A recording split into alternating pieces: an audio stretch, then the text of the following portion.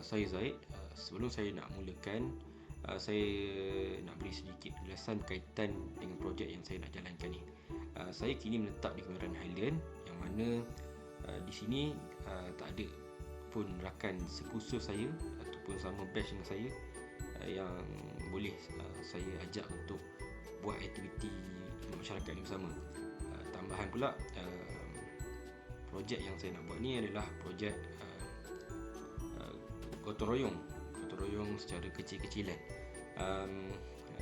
Tempat tinggal saya ni, tempat tinggal saya ni, majoriti didiami oleh warga emas dan jumlah anak muda agak sedikit. Oleh itu saya mengambil keputusan untuk melakukan projek khidmat masyarakat ni secara individu. Terima kasih. Hai, Assalamualaikum. Nama saya Muhammad Zaid Muhammad Yunus. Saya pelajar Fakulti Pendidikan. Nombor ID saya 960917335047. Saya dengan alat ni pasang sampah. Inilah rutin mingguan saya. Di hujung minggu kalau saya tak ada apa nak buat, saya akan cuci sampah sekitar kawasan flat saya. Dan ini adalah servis saya kepada masyarakat. Okey, jom kita mulakan.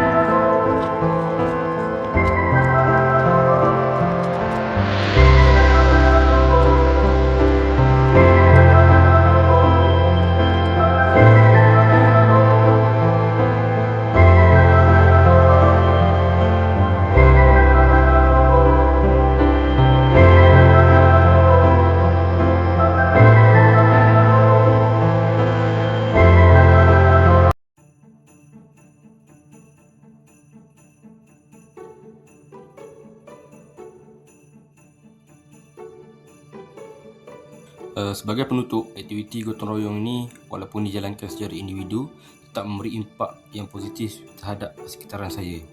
Kawasan yang sebelum ini dipenuhi sampah kini menjadi lebih bersih dan selesa. Aktiviti ini juga meningkatkan kesedaran saya tentang kepentingan menjaga kebersihan dan memelihara alam sekitar.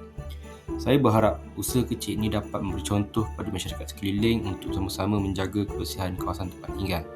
Sesungguhnya amalan menjaga kebersihan bukan sahaja memberi manfaat kepada diri sendiri, malah kepada generasi akan datang. Sekian, terima kasih.